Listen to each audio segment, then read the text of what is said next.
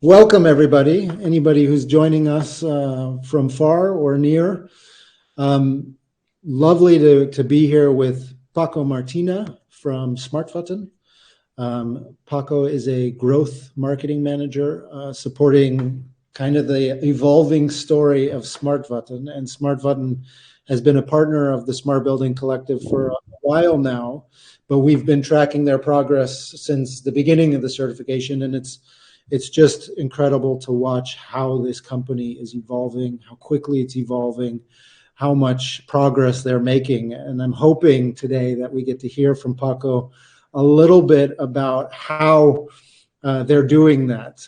I think it's really important for all of our smart building partners, anybody who's on this smart building journey with us, to understand kind of how do we extract some of this value from smart building, and how do we kind of speak to the market. So without further ado, I'm going to bring Paco onto the stage. Paco, how are you? Good. Good morning, Nicholas. Thank you for the introduction. It's, Yeah, I'm doing good. it's morning for you. It's afternoon for Yes, us. So that's correct. That's correct. where are you today? I'm in my home island of Curacao. I say home island because this is where I'm born. I'm actually now based in Breda in the Netherlands. And as you mentioned, yes, I am the growth marketing manager for the Benelux region. So that's what keeps me stationed as a base point in the Netherlands, but now in the island of Curacao, Yeah. as we have a remote first policy at Smartvatten. So I have the privilege of working, across the pond, as they say, right? We're definitely going to dive into that topic because I Yes. want to learn about what that does for our culture, what that does for a way of working, a way of living. I think there's so much pressure right now, especially in the built environment in the real estate industry, for how do Hmm. we get people back. And what you see is a lot of companies are then mandating back to Hmm. office, Hmm. and pushing people in certain ways. And I have my opinions about that, and I really So do I. I don't necessarily think that that's the right way to do it, but that's okay. I Hmm. think there's many different ways to roam, and Definitely. Every company has their own how do you say, challenges. So probably some of these challenges require people to be more, at the office. And yeah, in our situation at Smartvatten, we have a remote first policy, so we can definitely dive into that later. here with you. Yeah. So let's start with who is Smartvatten? Where are you guys at in your journey, and how should people know about what you guys are doing? Well, okay. Smartvatten, the word says it. It's smart water, so it's a Swedish word. We provide smart water solutions, smart water technology. And how we do that is we try to actually tackle the whole water cycle in urban areas. So that's also why we are partners, of course, Nicholas, at the Smart Building Collective, because we monitor water in buildings, which then in turn gives them the opportunity, or our clients the opportunity, to have a very good insight into their water usage, but also be alerted when there's significant leaks going on in their buildings. And this technology gets recognized by BREEAM and GRESP as something as a sustainable technology to tackle the whole water cycle, and the other spectrum of that at the beginning and the end. We have the water distribution side and the wastewater side, which we have technology for, again, cloud-based, so no hardware needed on that side, to collect and interpret data from their vast networks that they have. Yes. Yeah. Yeah. Let's focus on the real estate side, the smart building piece that you guys do. How does that actually work? I mean, what are you guys capturing, and how are you guys capturing it? Yeah. So what we use is we use an optical reader on main meters. So we have various. Let me take a step back. So how Smartvatten started a little bit. So in Finland, we do main meter monitoring and sub-meter monitoring. However, where we are based right now, Nicholas, you in Amsterdam, and me in Breda, in the Netherlands, we only do main metering. And the reason for that is that we have such a infrastructure. It's a different infrastructure than Finland. So in Finland, it's more the main and the sub-metering. And in the Netherlands, we do main meter monitoring. We use optical reading device that captures on minute level data from those meters and then transforms it into actual readable data in graphs on personalized dashboards within our own software dedicated to each and every client. So we can read and see anomalies, detect leaks, but also advise on how to use water more sufficiently and sustainably. Yeah. Yeah. Okay. Yeah. And that's an important one. So Yeah. giving that data very much to the owner, the developer, the property manager, where Correct. actionable insights where they can actually do something with it. Correct. Exactly like that. Yes. How does that differ from the normal meter? Well, the normal meter, it depends on what type of a meter, what is normal nowadays, right? So we're starting, yeah. Where are we actually with Yeah, meters?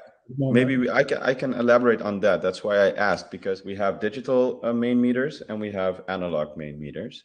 So the digital obviously is already connected to a certain network. However, these digital meters don't go as far as we do on a minute level monitoring. So what main meters mostly do, or what meters mostly do, is they just show the data on the meter itself.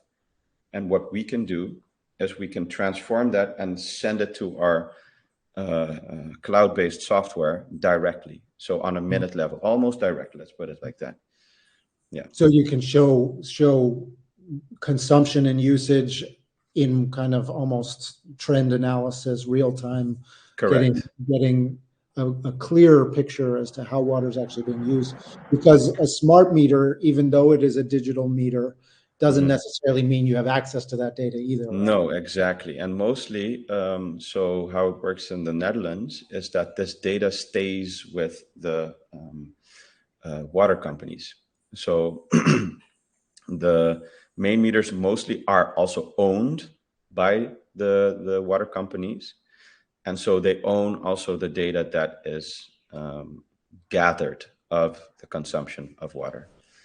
What I can tell as a user of water in the Netherlands is that I get monthly reports on how my usage has been. And obviously then what that costs. Yeah. But you can imagine that's a business to consumer role. But Smartvatten has a business to business role where we use, or where we help real estate owners or big real estate management companies get insights into their complete portfolio. Yeah. So we're definitely not a B2C company. We focus on B2B to give real estate owners, big real estate and property owners, to help them also be more responsible users of water. Yeah. Because they see their corporate responsibility, right? So the CSRD, which is now being monitored way more heavily and being pushed way more heavily also on the EU taxonomy legislation.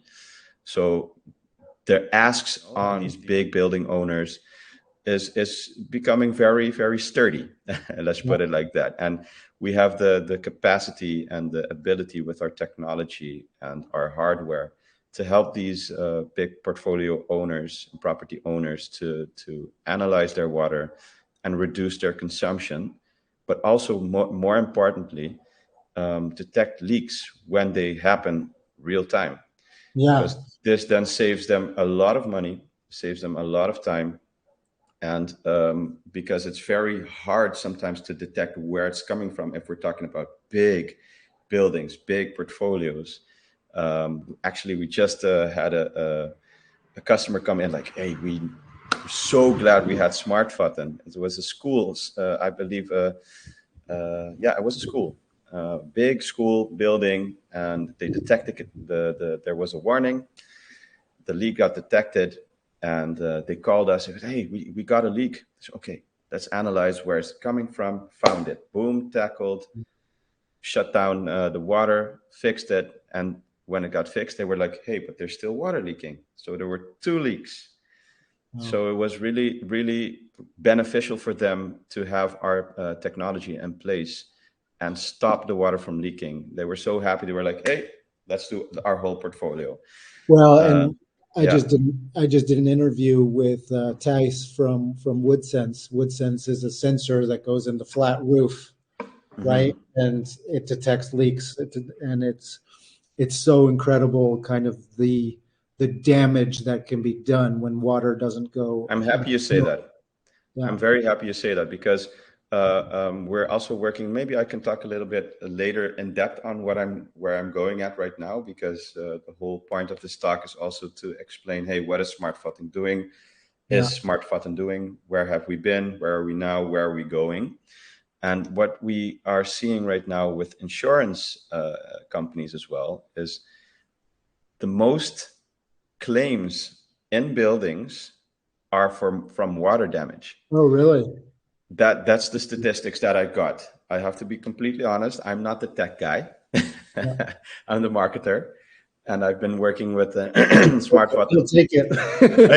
Yeah. I'll just take it. Hey, this is what's happening, and share it with the No, but world.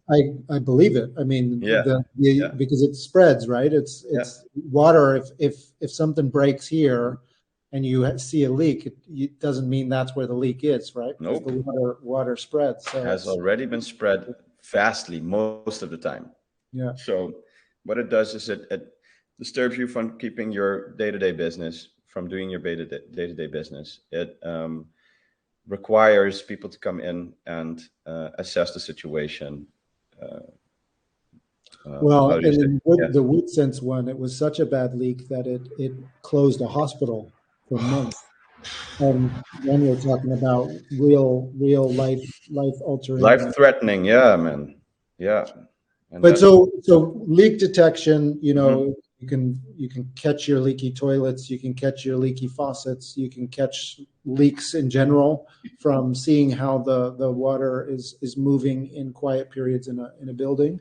Incredible. What other kind of value cases are you seeing, right? Because I think water at this moment, although a scarce commodity in some parts of the world, in the Netherlands, it's not. It's not, but I will dive into this a little bit later. Yeah. So, what other value cases are you guys showing from the technology?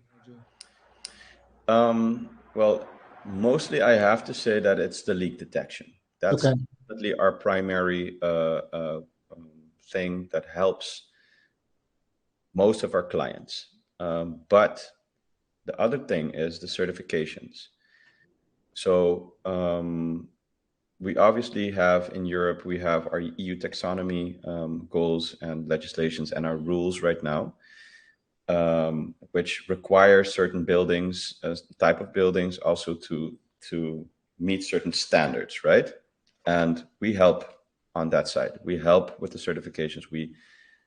What we also hear is like, oh, we're so happy that you save us so much time with this part of the sustainability progress for our building. Mhm. So it's saving them time is another one. Legal certifications, but also valuation. So in the Netherlands and mostly across Europe, when you have these types of sustainable practices built into your smart buildings, right? Yeah. You get a better valuation for your portfolio.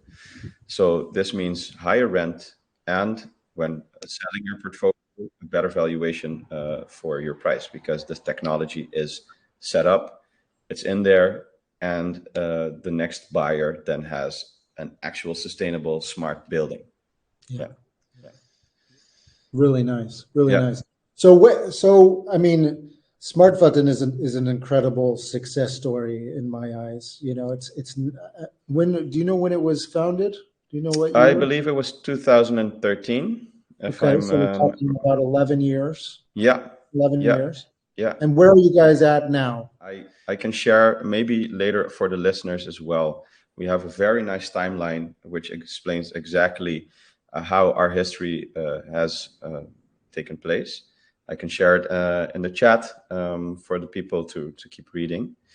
But where we are now is to focus more on water data. So water technology, actually getting the data in, interpreting it, and giving it back to our clients so they can make informed decisions.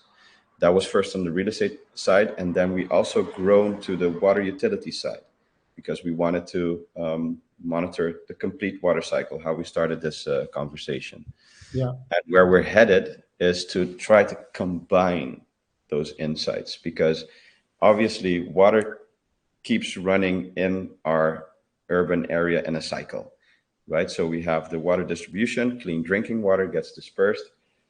We use it, we use the toilet, it becomes gray water, it becomes dirty water, and it has to go back to the plants, to the wastewater plants to get, recycled, reused for maybe agriculture or the logistics and companies, etc., to for cooling their machines and these types of stuff. That's also where it goes to. And what we want to do is we want to optimize that whole system. So from the water distribution, we have our technology actually monitors where the water goes and detects non-revenue water. So what is non-revenue water? That is actually water that it starts at the water distribution center. It goes to point A, where there is a pumping station that disperses it to the whole urban area, for example, a municipality. And between that point of the water distribution company and point A, which is a pumping station, or I don't know if it's exactly because there's water distribution and wastewater terminologies, but let's say point A. Um, and between that point, you can see where if the complete 100 liters, for example, is way more, gets to that point. And if it's 80 liters, that means we have 20 liters of non-revenue water. That means it got lost, leakage.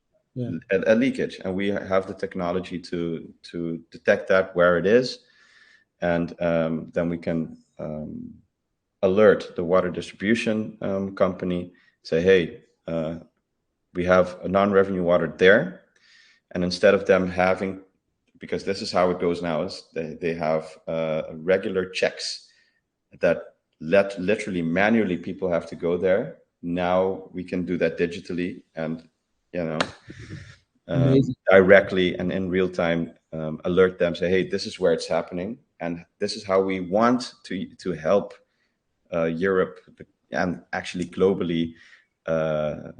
Yeah, the people are actually, we want to help society to become more water efficient Yeah, on that side. And then within, obviously, then it gets dispersed to the real estate side.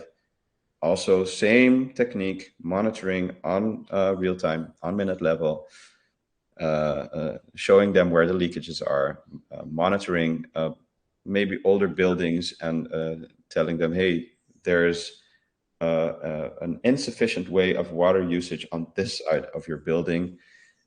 And then they can give us back, oh, that, this is feedback also that we receive. Okay, we're using these and these types of um, um, toilets or showers on this side of the building, which are less efficient.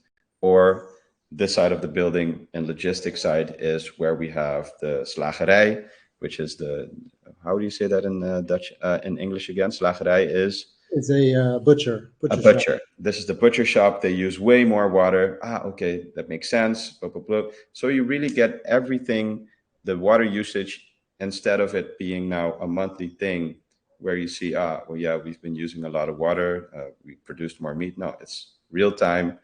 You can see it every day, right on our dashboards. And that's what we want. We want to make that thing which was abstract and with only numbers create a beautiful visual in dashboards Yeah. across the complete water cycle. And what we say in smart building now is that actually technology is no longer the constraint, right? Like there's incredible solutions across the board of things that you can do smarter, and this Yeah, being an incredible example.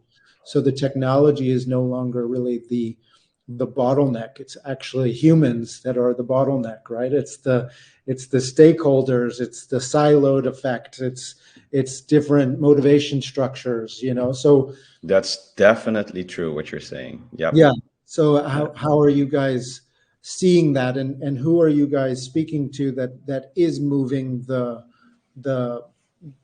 the pendulum, I would say?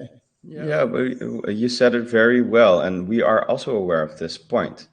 So we have a very dedicated customer service and customer success team to help our clients to become more aware, to also feel what we feel, because eventually we're okay, we're running a business, right? That's important to stay afloat. We need revenue to stay afloat, to pay our colleagues, to keep growing as a business. However, we're in the business of sustainability, so it's also a social responsibility that we have, and we feel that, so we're not doing business for business, we're doing business for for humanity. That's Yeah. it sounds cheesy, it sounds cliche, but that's the truth. And And is how that we is that in the culture of Smartphone? yes, it Is is. Yeah. Yes, it is. It's amazing to hear new colleagues coming in and expressing how happy they are to be a part of this team, because they directly feel it. And I can definitely I champion that as well, because I've been working for Smartvatten for 6 months now, but I got so like a warm hug, Yeah. because look where I'm sitting. I'm here in Well, Curacao, you know. I get it, the it freedom to do that. I don't Yeah. know if it speaks to you as an individual or to their Mm-hmm. culture, but Mm-hmm. that from what I've seen your impact be in 6 months' time is Mm-hmm. incredible. Like you, Well, thank you. and that's purpose work, right? I mean, when you Correct. when you're purposely driven towards something, you dive full in and you just want to do it. You want to push it. You want to move it forward. Yeah, you make a good point. You make a good point. I obviously every individual has their own motivation, their own drive, their own way of doing things, of course. And for me, maybe yeah, it's in within my character as well. But I definitely have to say that it depends on the platform that you're given, right? Because and the platform that I'm giving and the freedom that I have to push the narrative, I get a lot of freedom in how I can push that, you know. But coming back to the company, the culture is built on, hey, we're doing this because we want also to be this literally this one of our tactics is we want to be thought leaders in this, and we have to keep thinking about or in this in water technology and water awareness. So these are two, like the business part and the awareness part are two spearheads which we use to drive and business. So they're as important as the other. The one is as important as the other. And I really do feel that, because if you push the business only for the business, you don't get the right clients. And we really do believe in that. We coming back to the customer service part, customer success part, we need people to believe in our technology. We need people to feel the social responsibility, to use our platforms in a way that they become aware, but they also become more efficient in their water usage.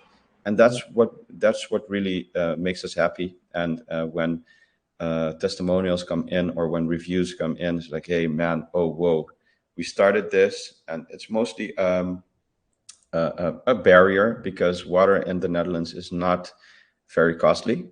Yeah. So they really think like, ah, man, why do we have to do Yeah. this? This is the first type of attitude that we get mostly. But then, when we bring across that enthusiasm that, our customer, I have, but a lot of my colleagues also have, But then it's two pillars, huh? Like, so yeah, water is really, really interesting because, yeah, you know, your solution is still adding financial value yes, to an asset. And I hmm, think, as much as we would like the world to be fully on sustainable talk, money still moves the needle, and the definitely, financial viability of something is very much is a deciding factor in a lot of yeah, ways. So, yeah, we have to play that game of keeping the business going by adding real value to the market whilst correct, doing it in a sustainable way. So correct, doing good by doing good in a way, right? And yeah, but what I think is the most interesting about water is it's already happening in a lot of parts of the world, that it is not an abundant commodity that anybody can just have as much as they want at a cheap price. It's becoming more and more scarce, and even in the Netherlands we will see that at a certain point, because we'll be asked to provide others with water, right? So hmm, it's happening already in the world, and I think to hmm, have that infrastructure in place puts you in a position where you can actually react to that in a meaningful way. Whereas correct. if you have no control, no data, no ability to see where things are, then you're definitely a number of steps back. Back. This is correct, and I love this how this interview is going because you and we always have these good conversations, Nick. Yeah, we Also, do. yeah, the last time at Aquatech is we actually go deep into the core of the problem and what we actually need to tackle. Because as a marketer, obviously I sell the story, but this is exactly the crucial pain point that you're touching on. And coming to that water scarcity point, in the Netherlands, we actually have 7 of the 10 water companies telling us and mentioning in RTL News that they don't have enough reserves. So if we're talking about water scarcity in other parts of the world, no, let's talk about Europe. Yeah, Germany also mentioned the same thing. And the Netherlands now, this is literally news of 2 days ago, and I'm writing an article about it right now to share as well. So stay tuned on our channels on LinkedIn as well, because as thought leaders, we need to be addressing these problems. We need to be sharing our opinions on these types of crises, yeah, because that's what it is. It's a crisis, and the UN also called out a global water crisis just recently. yeah. So, and this was global, and so It's yeah. I mean, we at Aquatech we talked about our experience in the U.S. and how the water flowing to California is getting less and less and less. So it's getting squeezed all along that value chain, and yeah, that's in one part of the world. That's happening kind of everywhere, everywhere.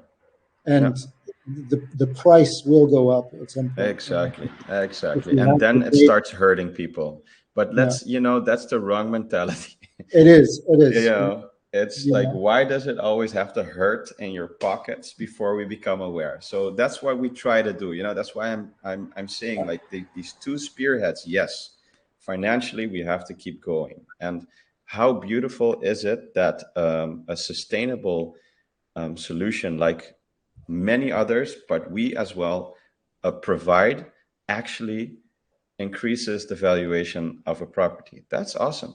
And I'm very happy to be working in Europe, and that the EU taxonomy legislations do give companies like ours the bestaansrechts, like the reason for existing, yeah, to have such a platform to play on and to become more sustainable as a society, yeah. and the European Union.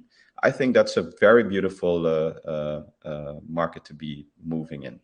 I did a really interesting keynote in Bahrain last year that was about what we're getting wrong about ESG.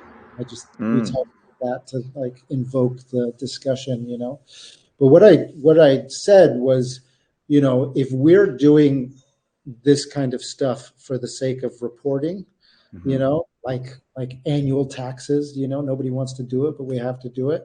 hmm We're always going to be behind the ball, right? We're going to be reactive. We're going to be like, oh, how Correct. do I get my report done for the year, you know, and then scrounge around to try and get the figures and the data and then put it in the report and you're, you know, you're done for the year. Whew, we Yeah. made. But what I was saying is, you know, we need to do what is right. We need to do the right things, and then that reporting stuff is actually easy Automatic, as easy. because Yeah. you're ahead. You know, you're not being fined because you didn't do it right or No. because you're behind the ball. No, you're ahead. So you're a thought leader. You're moving the needle, and then that's only bringing more value to your asset and more value to your organization because you have this thought leadership position where you can say, no, we do that. We've been doing it for 10 years and we have experience in Of our it. whole business, you know. And that's awesome. Yeah. Yeah, I like that. I really like that, and that's why. And the reporting thing is a pain in the ass if you see it like that, Yeah, right? exactly. But if you make it part of your business, if you make it part of your valuation, and you know, make it as a part of your company culture as well, that awareness, because if if not everybody is on board, you need everybody on board, Yeah. you know. And mostly it starts from management, it starts from, you know, and it trickles down. Yeah. And to come back to our company culture, I really feel that. I really feel like from management it trickles down on a cultural side, on an awareness side, on a sustainability side, but also financially, because we see how it financially benefits us as well. And Yeah. it gives me the freedom to be expressing my marketing materials in a true manner. And Yeah. obviously, marketing is a tool that you can use. Let's be very blunt here, to manipulate the narrative and to get more business from it. However, I don't feel the necessity to do that because I don't need to, Yeah. you know, And I because it's yeah, and I want to pick your brain on that, right? yeah, Because I think you say it correctly that in quite a blunt way what marketing can be and what it, you know, could be or should be. And hmm I think that we believe the same thing, right? You know, it's about thought leadership. It's yeah, about real content that actually drives to the point of what we're trying to do here, right? It's not about exactly. form and features. It's about, No.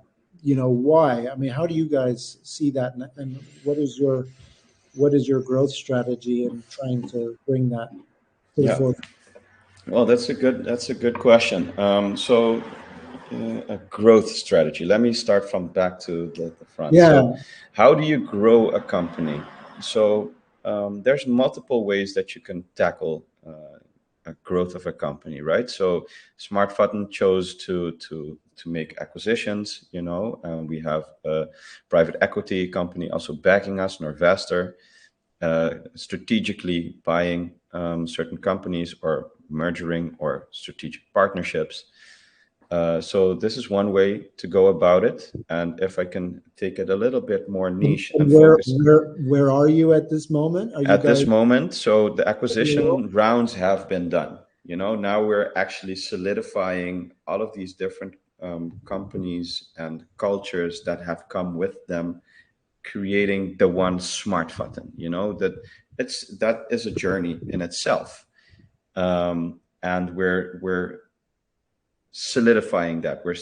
Again, I love to use the analogy of the cycle, because submetering is one thing. Water utilities in its own, you have water distribution side and you have wastewater, which are two completely different things. I didn't know this. I thought, oh, that's all of the same thing. Water, It yeah. is not, Yeah. because there's different technologies, different pain points, different type of people, different Stakeholders. type of target audiences, if I can keep it on the marketing level, that you need to approach. And what I've seen, to get back to the marketing side of things and the growth side of things, is that if you're growth hacking or if you're growth marketing, you should always be looking at the data. Data is king, right? And what I've been seeing is that the trend is moving so quickly. So the target audiences, and due to the fact that EU taxonomy and the legislations and everything like yearly gets pushed a little bit more, we get new types of target audiences as well, like ESG consultants. That didn't exist a couple of years ago, or sustainability consultants. You know, these types of people that have to get hired because there's no time on the facility management side. There's no time on the property manager side. So the people that we have been targeting are not the people in the decision-making positions anymore. So you have to keep updating, you have to keep testing, you have to keep trying new things, and always be on top of news. So that's on the digital side of things, because right now we're focusing way more on the digital side of things. So LinkedIn, using LinkedIn as a campaigning platform, but also email. We've just recently set up our HubSpot marketing tool. I have been project managing the last couple of months the launch of our new website, or it's not a new website. We still have the same domain. However, how, you know, That's our always solution amazing. gets, yeah, tell me. It's always amazing how every company, it's like it's so quick how quickly you need to refresh your website to like be the latest story, because Exactly. it's always evolving and it should be Yeah, evolving, it should. It companies should. companies should be. It's about telling your story, getting out Mhm. there, telling your story. It's about innovating your product, and it's Yeah. about selling and implementing it. That's how a business survives. That's it. And then there's nuances to every step, right? Yeah. And there's that you can go deep into it. And my expertise lies in Google Analytics side and the SEO side of things, so the website. And when I came in, I saw the website. I was like, ooh, we can definitely tackle this. So I got the go ahead to project manage it, and yeah, it went pretty successfully. Happy to say, it actually got launched 1 week and a day ago on Monday. And of course, like you said, website as an organism. It always keeps evolving. So, but I'm happy to say that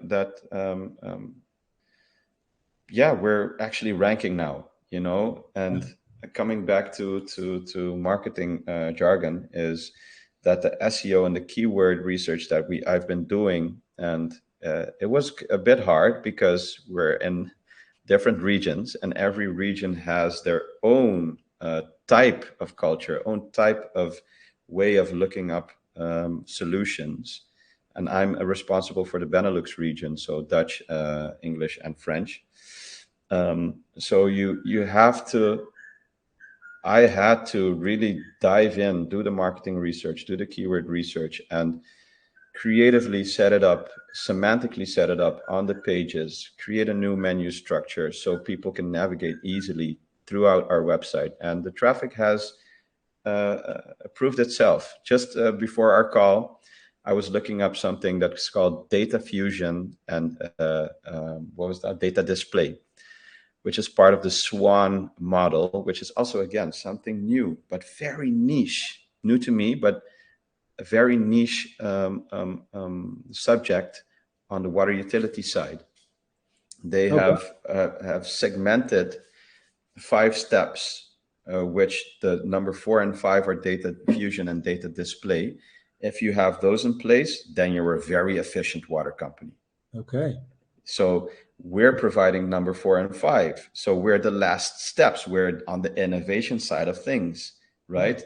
So that's also how I can describe Smartvatten. Yeah. We're innovators. We're looking toward the future. We're constantly improving the last steps and also thinking about the Yeah. next steps. And that's why I like being part of this company. And we actually ranked on number 2 on Google on that Great. side. I was like, ah, yes, that's good, you know? Awesome. So that's how So for all of we're our audience, you must yeah, be curious to see what the website looks like. So get on over, visit, check it out. visit, exactly.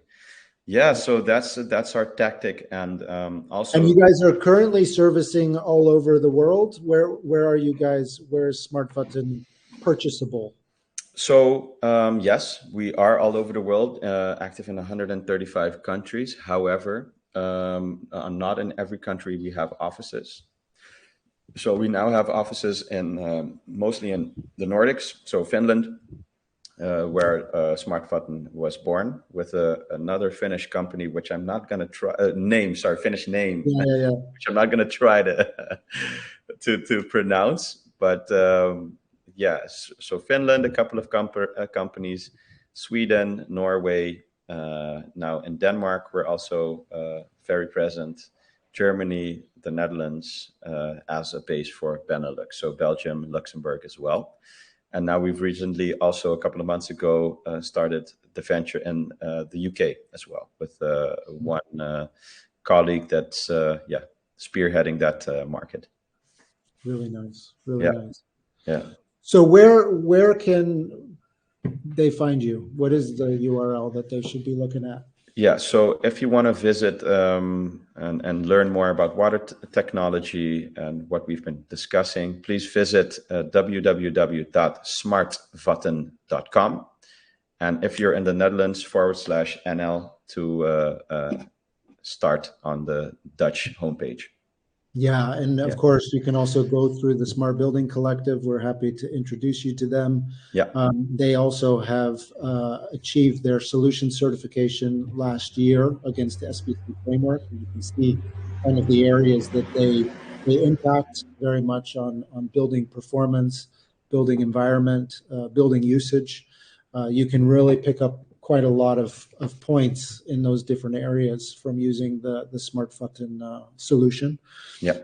But it's an incredible journey to be watching, and we Thank just you. very much appreciate being partners with you guys and being a little piece of the story and helping you guys in any way we can, because it is just such an important topic that we're tackling. You know, that it's I come from the desert originally, and you know, I used to have my dad bang on the door when I was taking too long of a shower. Shower. Turn I it off. remember. Yeah. That's why I moved to the Netherlands, because I can take as long as showers as I want.